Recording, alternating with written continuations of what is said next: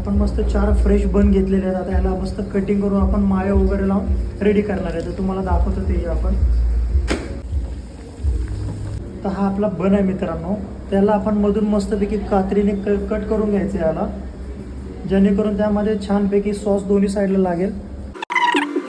त्यानंतर आपण काय करतो, इथलं असं थोडंसं हे इथलं मधला भाग काढून घेतो, जेणेकरून आपण जो मायो टाकतो ना यामध्ये तो पूर्णपणे बसतो यामध्ये आणि खाताना पूर्णपणे असा एकदम ज्युसीपणे लागतो. ठीक आहे मित्रांनो, आपण बर्गरसाठी मस्तपैकी काकडी आणि कांदा कापून घेतलेला आहे.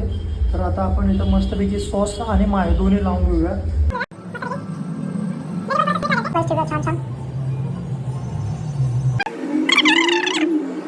आपला खालचा पूर्णपणे बेस रेडी.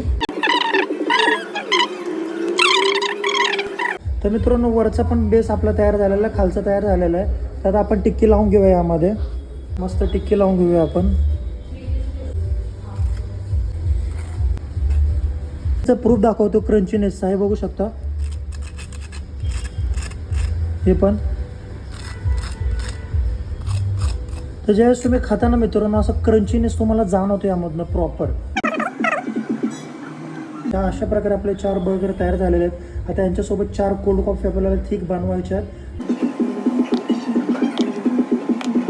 तर मित्रांनो, अशा प्रकारे आपले 4 कॉम्बो रेडी झालेले आहेत. त्या कॉम्बोमध्ये तुम्हाला एक बर्गर, एक थिक कोल्ड कॉफी भेटेल फक्त 120 रुपयामध्ये. तर इकडे तुम्ही बघू शकता आपले 4ही कॉम्बो रेडी झालेले आहेत. प्रत्येक कॉम्बोची एक कोल्ड कॉफी आहे. ही किती ज्युसी असतो हे बघू शकता. सॉस पूर्ण खाली यायला लागलेला आहे. जसं जसं तुम्ही खासाल 4ही साईडने सॉस तुमचा येऊन जातो बाहेर.